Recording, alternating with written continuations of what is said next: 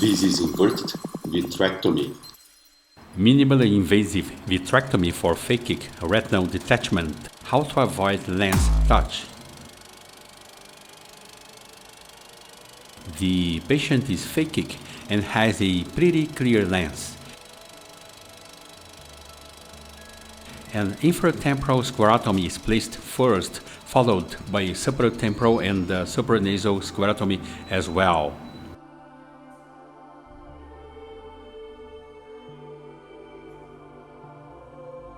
A 23-gauge plana vitrectomy was carried out.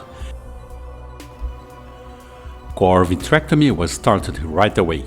The image was not reinverted.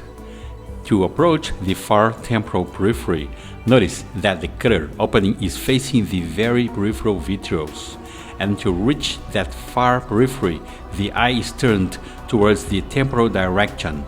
The same moment the cutter goes towards the temporal side, the movements ought to be simultaneous as not to touch the lens at the posterior capsule with the shaft of the cutter nor the light pipe.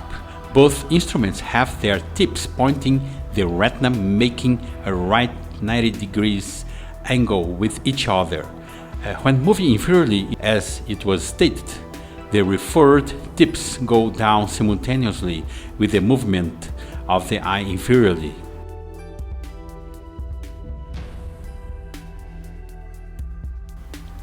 Now going temporal and superiorly. The vitreous base is removed with those synchronic movements mentioned, with cutter and light pipe aligned, the eye always mobile, controlled by a kind of steering wheel movement with both hands. That works perfectly.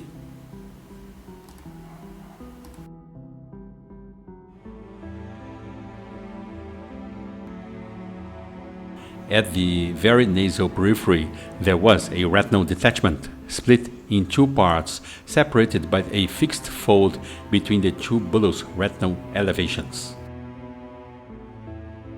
A superior nasal break was at the upper part of the detachment and inferiorly. A retinotomy was created as to link the two breaks so as to flatten the retina properly. The cutter had to be placed facing the periphery, the opening towards the temporal side, and the mobile retina approaches it, where there are no vessels, so that no bleeding occurs and the retinotomy created is a small and regular one. The lens was kept clear at all times, in this way making the procedure very visualizable and less time-consuming. The retina could be seen from center to periphery without losing 3D and depth perception. To attach retina at the very periphery, Perfluorocarbon liquid was poured. Oftentimes it could go with many bubbles, but they soon coalesce into one larger one. Intraocular pressure should be set at a minimum, reaching around 22 millimeters of mercury to allow PFC in with not much resistance. Endolaser was now an easy step, of course taking good care to do it. The advantages now are to have PFC weighing in on the peripheral retina, attaching it and making it easier to have a good uptake, avoiding touching the lens at the very periphery, again by tilting the eye and at the same time moving the shaft towards the peripheral retina, standing on the same position and creating an arcuate shape of the laser as a barrier involving the retinotomy created, almost not visible as they are pretty flat.